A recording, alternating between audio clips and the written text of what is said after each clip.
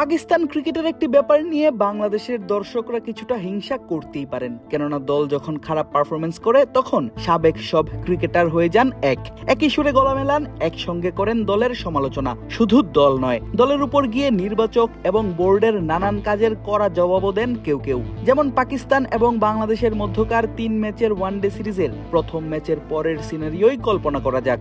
বাংলাদেশের বিপক্ষে দেশটি দেখেছে 8 উইকেটের বড় হার। শুধু তাই নয়, আগে ব্যাট করতে নেমে দলটি সবগুলো উইকেট খুইয়েছে মাত্র 114 রানে। আর এতেই মুখ খুলছেন মোহাম্মদ আমির, আহমেদ শেহজাদ, রমিজ রাজার মতো সাবেক তারকা ক্রিকেটাররা। এবার সেই তালিকায় নিজের নামটা যুক্ত করলেন বাসিত আলী। চিজি আইসক্রিমের সাথে ভেলভেটি কেকের মিশ্রণে পোলার রেড ভেলভেট আইসক্রিম, মন ভালো থাক।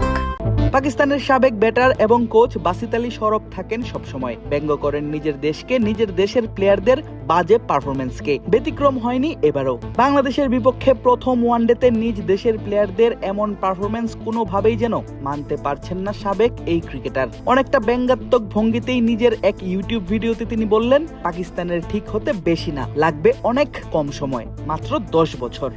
আমি বাংলাদেশকে কৃতিত্ব দিব না।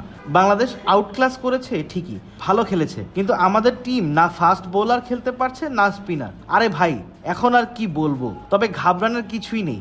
ইনশাআল্লাহ 2036 সালে পাকিস্তানের ক্রিকেট অনেক উন্নত হয়ে যাবে। মিডিয়া তো মাশাআল্লাহ আমাদের অনেক ট্যালেন্ট আছে বলে মুখে ফেনা তোলে। আমরা যখন বলি ট্যালেন্ট নেই তখন তারা হাসে। এখন তো উদাহরণ সামনেই আছে।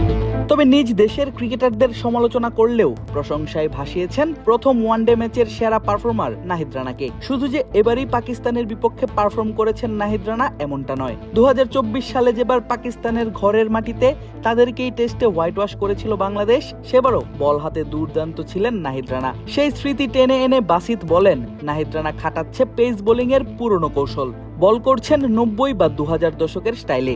নাহিদ রানা 148 কিলোমিটার গতি দিয়ে সবাইকে ভাগিয়ে দিল।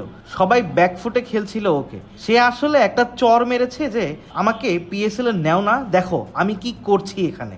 এটা তো সেই পুরনো কৌশল পাকিস্তানের বিরুদ্ধে। নাহিদ রানা যেভাবে 90 থেকে 2000 দশকের স্টাইলে বোলিং করে, টেস্ট ম্যাচেও তো বিপদে ফেলেছিল যখন 2-0-তে বাংলাদেশ হোয়াইট ওয়াশ করে জিতেছিল। সেই থেকে এই কাহিনী চলছেই। সেখানে তো আমাদের সুপারস্টাররাও ছিল, তারাও তো পালিয়ে আউট হয়েছিল।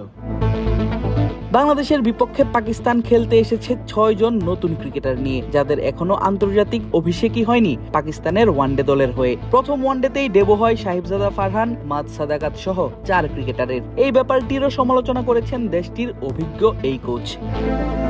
আদিব আশরাফ, ক্রিক ফ্রেন্জি।